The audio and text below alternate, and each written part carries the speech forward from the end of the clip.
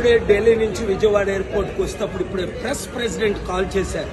ప్రవీణ్ పగడ విజయవాడ నుంచి వస్తుండగా by road Kovvur దాటిన తరువాత ఆయన్ని చంపేసి యాక్సిడెంట్ గా సృష్టించారని వింటున్నాను.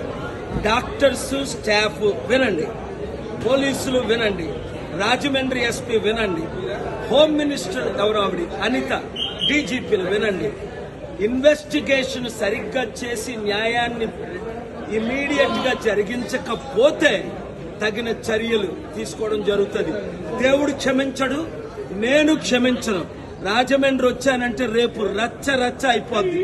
ఇమీడియట్ గా ఎఫ్ఐఆర్ ఫైల్ చేయండి, ప్రాపర్ ఇన్వెస్టిగేషన్ చేయించండి, వెంటనే చర్యలు తీసుకోండి. చంద్రబాబు నాయుడు గారు మీరు పర్సనల్ గా ఇన్స్ట్రక్షన్స్ ఇవ్వండి.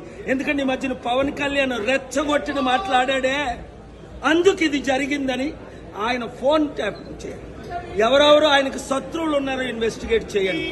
ఇవన్నీ చేసి న్యాయం చేయండి, లేదా చిత్తుగా ఏం చేస్తారో మీకు తెలుసు. Thank you.